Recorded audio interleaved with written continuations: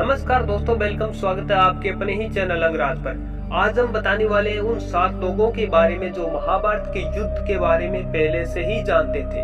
तो दोस्तों बताएंगे उन 7 लोगों के बारे में। इससे पहले आपने हमारा यूट्यूब चैनल सब्सक्राइब नहीं किया तो सब्सक्राइब कर ले, साथ ही घंटी के आइकन को ऑल पे सिलेक्ट कर ले।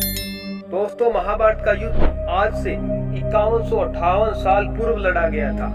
कुरुक्षेत्र में कौरव और पांडवों के बीच 18 दिन तक लड़े गए युद्ध में केवल 18 ही महारथी बचे थे। समस्त कौरव मारे गए थे। पांडवों के सभी पुत्रों का नाश हो गया था। तो दोस्तों कौन थे वो 7 लोग जिन्हें महाभारत के युद्ध के परिणाम के बारे में पहले से ही पता था? इस श्रेणी में सबसे पहले जो नाम आता है वो भगवान श्री कृष्ण का है। भगवान श्री कृष्ण, यह बात तो सभी जानते हैं कि श्री कृष्ण को युद्ध होने और इसका परिणाम क्या होगा इसकी जानकारी पूर्व में ही थी युद्ध से।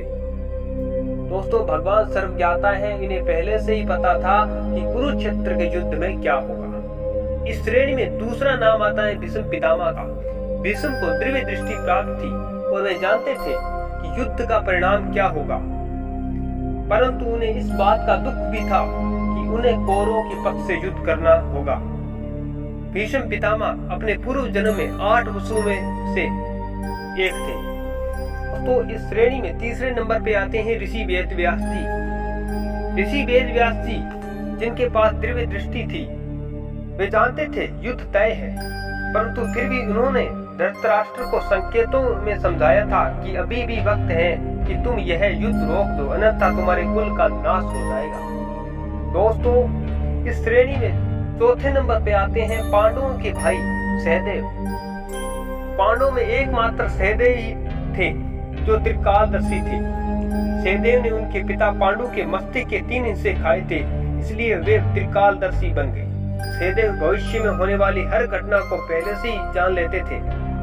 वे जानते थे कि महाभारत में होने वाली और कौन किसको मारेगा, कौन विजयी होगा। लेकिन भगवान श्री कृष्ण ने उसे श्राप दिया था कि अगर वे किसी के बारे में लोगों को बताएगा तो उसकी मृत्यु हो जाएगी।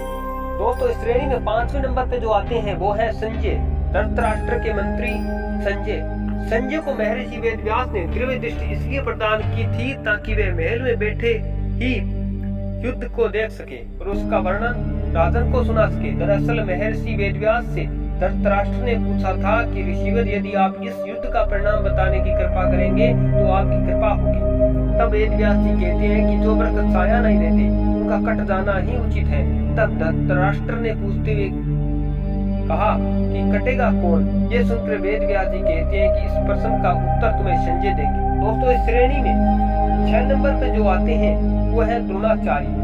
कौरव और पांडवों के गुरु द्रोणाचार्य भी जानते थे कि जिधर श्री कृष्ण है जीत उधर के पक्ष की होगी। द्रोणाचार्य को